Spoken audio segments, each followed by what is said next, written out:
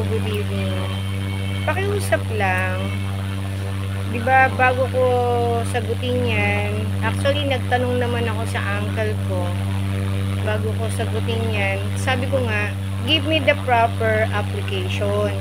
And then, kapag nakita ko yung legit yung application, kung talagang yan ay legit at hindi naman ako mapapahamak sa application na yung card na yan, diba, ang mangyayari, pwede namin sagutin yan, pwede kong bayaran yan dahil privilege ko bilang security ko din, diba? Kaya lang, wala naman akong perang kinuha sa'yo at wala naman akong tigilan niyo yung mga grupo nyo na nagtatayo ng panibagong pages na kung ano-ano mga pinagsasabi.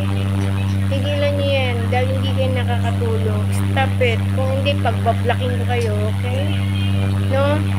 Hindi ako nagbibiro dahil hindi ako kailanman nakatanggap ng singkong tuling sa kanya. Sa isa pa, hindi ako nakakuha ng pera sa kanya, whatever.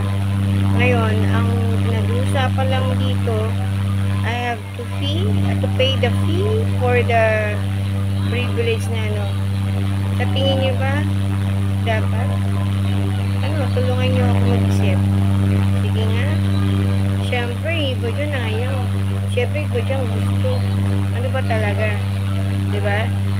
So, natutuwa naman ako dahil one of the best na maisip natin is kailangan yung concrete na katibayan na dahil it's a privilege dapat yan free, hindi yan dapat pinababayad kasi privilege mo na yun eh, diba? Marami ka naman na itulong at saka isa pa meron ka na i-contribute at saka nagbayad ka na noon, hindi mo naman napunta kung saan yung binayad mo, diba?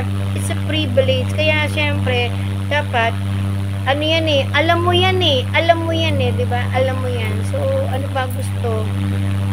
ba gustong gawin natin? No? Ayan, wala naman ako legit na natatanggap na proper application kasi gusto ko taga properly.